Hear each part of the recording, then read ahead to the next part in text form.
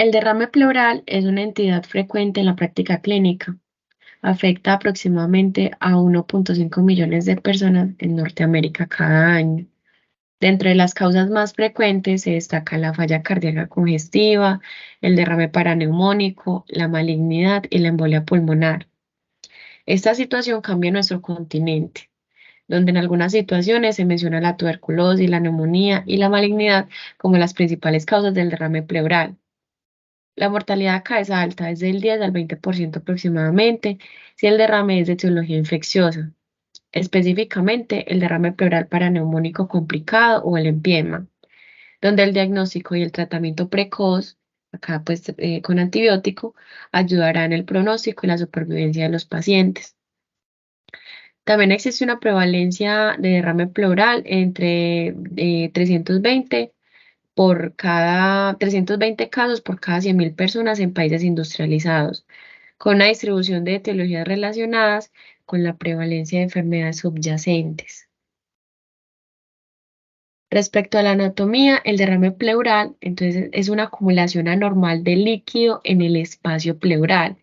Esta es una cavidad virtual dentro de la caja torácica, que es limitada por la pleura visceral, que es la que me recubre el pulmón, y la pleura parietal, que es la que recubre la caja torácica, el diafragma y el mediastino. La pleura parietal se encuentra inervada por los nervios intercostales, que esa genera el dolor en la pared torácica. Y el mediastino, que se encuentra inervado por el nervio frénico, por el cual estos dolores son irradiados hacia el hombro, el vértice pulmonar y el cuello, que empeoran con la respiración.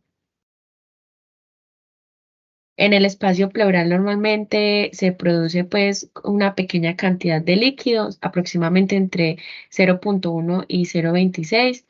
El líquido es producido por los capilares de la pleura parietal y es drenado por los vasos linfáticos.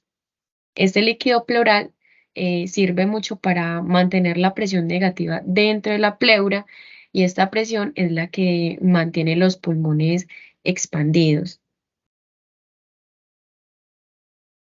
Bueno, en la fisiopatología, acá tenemos de que existe un equilibrio entre la formación y la absorción del líquido. Este ayuda a lubricar la superficie de las pleuras y facilita el movimiento de los pulmones a través de la pared torácica y el diafragma durante la inspiración y la expiración. Entonces, el derrame pleural se puede presentar por unas alteraciones fisiopatológicas, principalmente por el aumento de la producción de líquido en los capilares, que es un incremento de la presión hidrostática. Esta se relaciona principalmente con fenómenos congestivos. Por ejemplo, acá encontramos la falla cardíaca. También se presenta por una disminución de la presión oncótica. Esta está relacionada con la alteración de las proteínas en la sangre, especialmente la albúmina, que es la que se encuentra en mayor proporción. Y por ejemplo, esto pasa en un síndrome nefrótico y en la cirrosis. También hay una mayor producción de líquido por la permeabilidad capilar anormal, por ejemplo, en una inflamación, pues en la inflamación de alguna pleura, como pasa en algunas infecciones, como pasa en la tuberculosis, en ciertas enfermedades como las reumáticas. También disminución de la eliminación linfática del líquido del espacio pleural, bien sea por una obstrucción en los ganglios o en los vasos. También un exceso de la presión negativa intrapleural, como es en el caso de una telectasia. Esto, bueno, saber diferenciarlos es muy importante debido a que los exudados, pues en los exudados la pleura está enferma, mientras que en los trasudados la pleura está sana. Entonces, la enfermedad que la genera suele ser sistémica y la sospecha aumenta con base pues en sus antecedentes y hallazgos al examen físico. Bueno, ¿cómo vamos a enfocar el interrogatorio? El primer paso es realizar una historia clínica bastante completa, donde se incluyen los antecedentes personales, las historias de las enfermedades respiratorias, las cirugías abdominales, las cardiopatías, las neoplasias, consumos de medicamentos. También podemos tener en cuenta síntomas constitucionales, que son exposiciones ocupacionales, factores de riesgo para embolia pulmonar, tuberculosis, enfermedades como lupus, hipotiroidismo y amiloidosis. Los pacientes con derrame pleural pueden presentarse asintomáticos o consultar con disnea posicional, que mejora en decúbito lateral. ¿Cómo así? O sea, se tiran hacia o se acuestan donde está el derrame pleural. También pueden presentar dolor torácico, pleurítico agudo, tos, y el dolor puede ser unilateral. También dentro de estos hallazgos podemos encontrar expansión asimétrica del tórax, matidez a la percusión, disminución del frémito, egofonía y disminución en el murmullo vesicular.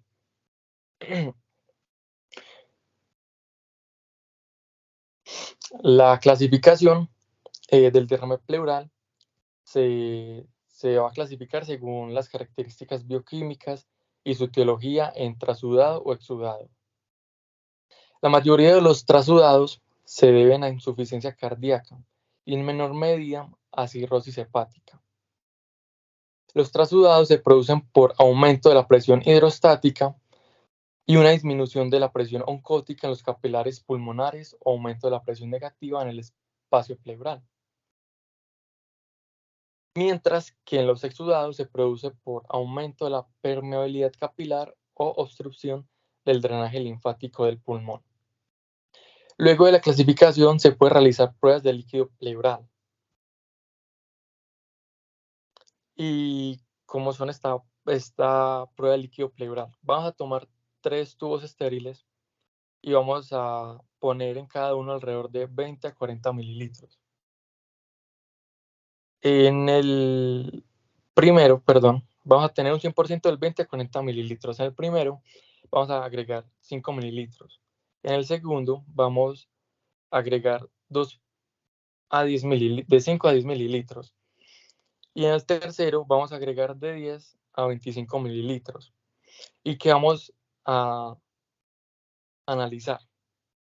Vamos a analizar la concentración de la glucosa, el reencuentro celular diferencial, los estudios microbiológicos, la citología y el pH.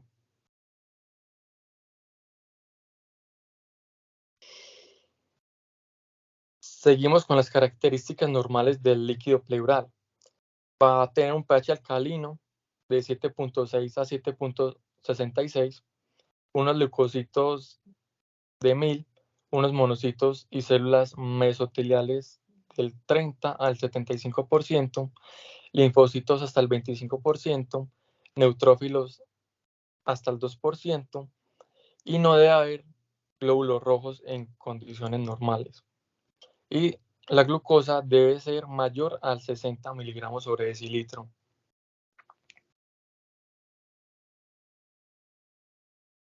Bueno, para el diagnóstico, entonces, los rayos X de tórax con proyección póstero, anterior y lateral es el examen de primera elección, además de que este es el que se encuentra más disponible. Los signos más frecuentes encontrados al evaluar la radiografía son la elevación del hemitórax, también el desplazamiento lateral del domo diafragmático y la obliteración del ángulo costofrénico. Se necesitan alrededor de 75 mililitros para obliterar el surco costofrénico posterior y un mínimo de 175 mililitros para borrar por completo el surco lateral en una radiografía de tórax vertical. Entonces, existe un derrame pleural bilateral, también está el masivo y el loculado. La causa más común del derrame pleural bilateral es la insuficiencia cardíaca congestiva. También hay derrames pleurales bilaterales que si tiene un tamaño, si el corazón tiene un tamaño normal, el diagnóstico diferencial debe incluir una malignidad con menos frecuencia, una pleuritis por lupus y una pericarditis constrictiva. En derrame pleural masivo encontramos esta asociación directa con el cáncer en un 60%, el derrame paraneumónico en un 20%, tuberculosis o hidrotórax hepático. En el oculado podemos encontrar un paraneumónico o empiema, tuberculosis, hemotoras y malignidad también. ¿Cuándo debo realizar entonces una toracocentesis diagnóstica? Entonces, encontramos que se puede realizar en un paciente que no tiene falla cardíaca, pero sí tiene un derrame pleural significativo, o sea, cuando se borra el ángulo costofrénico que se ven los rayos X. Aquí sospecharíamos de que hay aproximadamente 50 mililitros de líquido en el pulmón. En una insuficiencia cardíaca congestiva más un derrame pleural que no resuelve en 72 horas con diuréticos, también se le debería realizar. Y en una insuficiencia cardíaca congestiva con un derrame pleural unilateral izquierdo, debido a que este no es tan común y se debería estudiar. Pero en una insuficiencia cardíaca congestiva con un derrame bilateral similar, que el paciente se encuentra afebril y sin dolor, aquí sabría cuál sería la causa, cuál sería el problema. Entonces, no sería necesario realizarle la toracocentesis. Los derrames pleurales, entonces los podemos diferenciar al medir la actividad de la lactato deshidrogenasa y la concentración de proteínas en el líquido pleural. Esto me ayuda mucho a considerar un pronóstico pues, del paciente y al tratamiento. Para ello se debe realizar un análisis del líquido pleural. Entonces se toma, como dijo mi compañero anteriormente, entre 20 a 40 mililitros en 3 tubos estériles a través de una toracocentesis o en sangre. Entonces, cuando tomamos el líquido, se le aplica los criterios de Light. Esto nos va a ayudar a clasificar.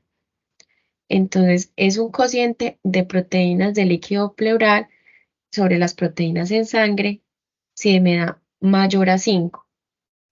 También la LDH del líquido pleural sobre la LDH sérica mayor a 0,6 o una LDH de líquido pleural mayor a 2/3 del límite superior de la LDH sérica normal. Con uno solo de estos criterios confirmo el diagnóstico de derrame pleural exudativo. Entonces, cómo realizamos una toracocentesis? Entonces, se necesita aguja y unos tubos, y lo primero que debemos hacer es identificar dónde se encuentra el derrame. Segundo que debemos hacer es percutir, debemos auscultar. Y tercero, ubicamos el noveno espacio intercostal en el borde superior de la costilla inferior, vamos hasta la cavidad pleural. Y allí podemos extraer el líquido.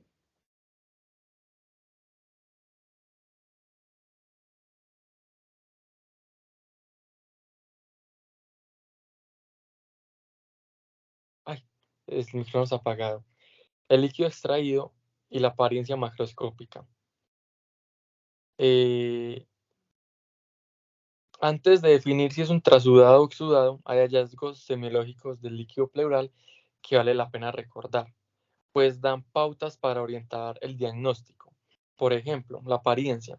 Si la apariencia es blanquecina, podemos pensar en un empiema o en un quilotórax. ¿Cuál es la diferencia entre la apariencia de estos dos? El empiema es un sobredenante claro, o sea, un color más claro, y el quirotórax es un poco como un blanco más opaco, más oscuro, se puede decir de esa manera. Luego, si es café, se va a pensar en una ruptura de un absceso hepático, de una ruptura de acceso hepático mediano en el espacio pleural. Luego, si vemos que es sanguinolento y vemos que los tienen un recuento de glóbulos rojos mayor a 10.000, podemos pensar en un hemotórax. También podemos pensar en malignidad o en un trauma. También vale la pena recalcar en un TEP. Y por ejemplo, los otros que pueden ser pus, que es el empedema, o negro, que vamos a pensar en un aspergillus pleural. O si es un amarilloso verdoso, podemos pensar en pleuresia reumatoide.